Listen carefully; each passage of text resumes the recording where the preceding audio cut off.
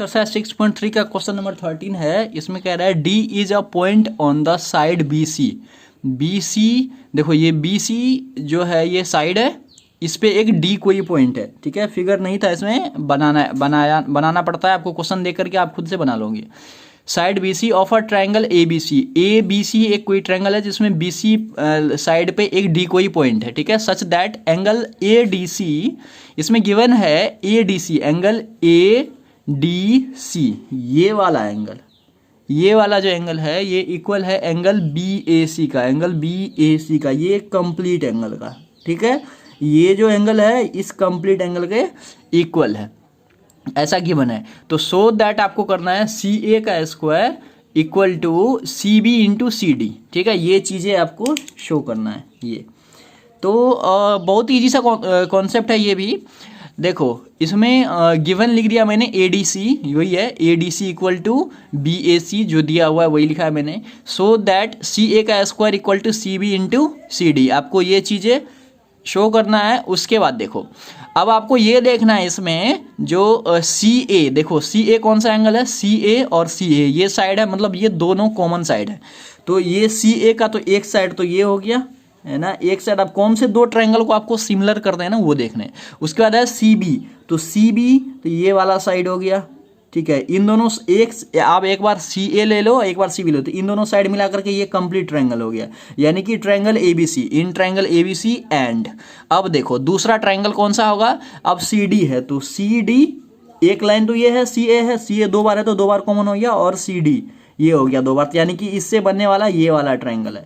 तो ये बड़ा वाला ट्रायंगल और ये एक छोटा वाला ट्रायंगल, इन दोनों ट्रायंगल को आपको सिमिलर करना। तो triangle A B C and A D C and A D C, वही चीज़ मैंने यहाँ पर लिखा है, ठीक है। और बहुत ही ईजी सा कॉन्सेप्ट है। क्या इसमें एक दो, इसमें बस यही आपको पता करना है जो कौन से दो ट्रायंगल लेने हैं, ठीक है। तो मैंने सबसे पहले क्या करा, दो ट्रायंगल इसमें से ले लिया, जो ये दोनों ट्रायंगल को आपको सिमिलर करना, in triangle A B C and A D C, A B C और ए डी सी, ठीक है। तो अगर मैंने ये दोनों ट्रायंगल को सिमिलर कर लिया तो इसके साइड आपस में क्या होता है, प्रोपोर्शनल होता है। साइड प्रोपोर्शनल होगा तो ये वाला कंडीशन हमारा इजीली आ जाएगा। कैसे, देखो मैं अभी आपको बताता हूँ। तो इसमें क्या करना है, इन दोनों ट्रायंगल, पहले मैं इसको सिमिलर कर लेता हूँ। इन दोनों ट्रायंगल में ट्रायंगल ए बी सी, तो ए बी सी ट्रायंगल में कौन सा एंगल है, angle A D C, sorry angle B A C है ना, B A C, angle B A C पहले लिखना है, क्योंकि मैंने ट्रायंगल ए बी सी पहले लिया है। ए बी सी पहले लिया तो इसलिए ए बी सी का ये एंगल और ए डी सी का ये एंगल, कौन सा एंगल है, ये ए बी ए सी है। एक बी ए सी है, बी ए सी बड़े वाले ट्रायंगल का, और ए डी सी छोटे वाले ट्रायंगल का, equal to A D C है। और ये कहाँ से लिखा है मैंने, ये गिवन था, ये दिया हुआ है क्वेश्चन में, ठीक है, ये चीज़ लिख दिया। अब आप एक चीज़ देखो, ये बड़े वाले ट्रायंगल में भी एंगल सी है और इस छोटे वाले ट्रायंगल में भी एंगल सी है। ये एंगल सी जो है ये बड़े वाले ट्रायंगल में भी है और छोटे वाले ट्रायंगल में भी, तो एंगल सी क्या हो गया, कॉमन हो गया। आप यहाँ भी देख सकते हो, यहाँ भी सी है और यहाँ भी सी है, तो यानी कि एंगल सी और सी क्या है, इसमें कॉमन है। तो आप क्या लिखोगे यहाँ पर, जो एंगल चाहे तो आप एंगल वन लिख दो, इसे एंगल वन लिख देता हूँ मैं। तो angle one equal angle one, angle one equal angle one है, या फिर angle C equal angle C भी लिख सकते हो। और ये चीज़ें मैंने कहाँ से लिखा है, क्योंकि ये कॉमन है, ठीक है, ये कॉमन है। तो ये कॉमन है, तो यानी कि एंगल एंगल क्राइटेरिया से दोनों ट्रायंगल क्या हो गया, सिमिलर हो गया। तो मैं यहाँ पर लिख सकता हूँ hence triangle A B C जो है वो सिमिलर है ट्रायंगल ए डी सी का, है ना, बाय एंगल एंगल रूल से।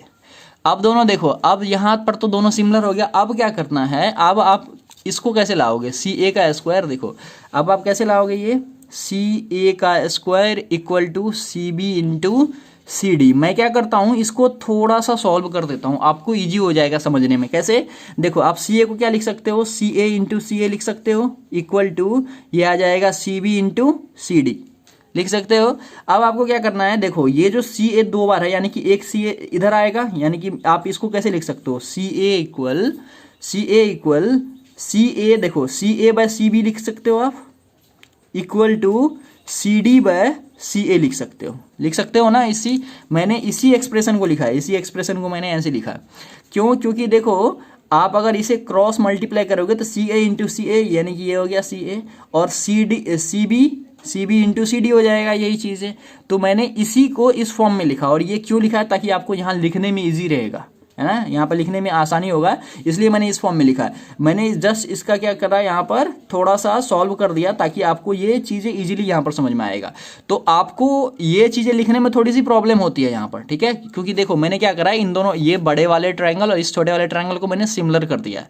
अगर मैंने इन दोनों ट्रायंगल को अगर सिमिलर कर दिया है तो आपको क्या करना होता है, इस सारे जिसके रेशियो, साइड के रेशियो होते हैं वो प्रोपोर्शनल होता है। तो प्रोपोर्शनल होगा तो आप लिखोगे किस फॉर्म में, जो ताकि आपका ये चीज़ें आ जाए। तो इसको क्या करना है, आपको रफ में कैलकुलेट कर लेना, या फिर माइंड में आप कैलकुलेट कर लोगे, ऐसे लिख दोगे इस फॉर्म में, जो ताकि हम कैसे लिखें इसको जो इस फॉर्म में आ जाए। ठीक है, तो आप ये चीज़ें यहाँ पर उतार दो। बिल्कुल देखो यहाँ पर सी ए, तो सी ए जो है ये बड़े वाले ट्रायंगल का पार्ट है, तो मैं यहाँ पर लिख देता हूँ सी ए। दोनों ट्रायंगल अगर सिमिलर है तो आप क्या लिख सकते हो, इसके साइड आपस में प्रोपोर्शनल लिख सकते हो। तो सबसे पहले मैं लिख देता हूँ सी ए, ये सी ए हो गया बड़े वाले ट्रायंगल का पार्ट। अब नीचे में छोटे वाले ट्रायंगल का पार्ट होगा, तो नीचे में छोटे वाले ट्रायंगल का पार्ट क्या है, सी बी, सी ए। हाँ ये देखो ये सी ए जो है, ये सी ए जो है ये छोटे वाले ट्रायंगल का पार्ट है। ठीक है, सी ए मैंने छोटे वाले ट्रायंगल का पार्ट लिया है, और उसके बाद ये जो सी बी है ये बड़े वाले ट्रायंगल का पार्ट है। आप यहाँ पर लिख दो सी बी इक्वल टू, अब देखो दूसरा क्या है, C D, C D, C D है ना, यहाँ पर देखो ना ये दूसरा सी डी है। तो आप देखो ये सी डी जो है ये छोटे वाले ट्रायंगल का पार्ट है, तो आप यहाँ पर लिख दो सी डी। ठीक है, अब बड़े वाले ट्रायंगल का पार्ट सी ए, सी ए ये तो कॉमन है, सी ए हो गया। ठीक है, लेकिन इसके तीनों साइड आपस में प्रोपोर्शनल होता है। तो अब ये छोटे वाले ट्रायंगल में कौन सा पार्ट रह गया, छोटे वाले ट्रायंगल में ए सी रह गया, नहीं ए सी तो हो गया ना, सी ए और ए सी तो हो गया। इसमें कौन सा पार्ट रह गया है, सी डी भी हो गया है, देखो ये सी डी भी हो गया और सी ए भी हो गया। तो इसमें ए डी रह गया है, तो छोटे वाले ट्रायंगल का पार्ट ए डी लिख दो, और बाय में बड़े वाले ट्रायंगल का पार्ट, बड़े वाले ट्रायंगल का पार्ट ए बी, यही रह गया है, A D by A B रह गया। ठीक है, आप इतना सा हमने यहाँ पर लिख दिया, लेकिन इसमें हमें क्या चाहिए, आपको चाहिए ये वाला क्राइटेरिया। ये कहाँ से आएगा, ये इस यही दोनों से आ जाएगा। इन दोनों को अगर आप क्रॉस मल्टीप्लाई करोगे तो यही दोनों से आ जाएगा, तो इसको हमें लेने की ज़रूरत ही नहीं है। तो मैं इतना सा ही लेके चलता हूँ, तो मैं लिख देता हूँ यहाँ पर C A by C B equal to C D by C A. ठीक है, अब इसे क्या करो, आप क्रॉस मल्टीप्लाई कर दो। तो क्रॉस मल्टीप्लाई अगर आप करोगे तो ये सी ए इंटू सी ए हो जाएगा, इक्वल टू आ जाएगा आपका C B into C D. अब सी ए इंटू सी ए क्या हो जाएगा, सी ए का square equal to C B into C D. ठीक है, तो ये हो गया आपका प्रूफ, और आपको यही चीज़ें प्रूव करना था, यहाँ पर लिख दो आप प्रूव। ठीक है, यही चीज़ें आपको शो करना था, तो ये चीज़ें तो हमने कर दिया। बस इसमें मेन कॉन्सेप्ट ये था, जब आप इसको थोड़ा सा सॉल्व कर लोगे तो आपको यहाँ पर करने में ईजी हो जाएगा। 2 पार्ट तो मैंने इसका कर दिया, थर्ड पार्ट जो बचा हुआ था उसका रेशियो मैंने लिख दिया, यहाँ पर फिगर को देख करके लिख दिया। ठीक है, तो बहुत ही ईजी सा कॉन्सेप्ट था। आई होप आपको ये समझ में आ गया होगा। फिर मिलते हैं नेक्स्ट वीडियो में नेक्स्ट क्वेश्चन के साथ।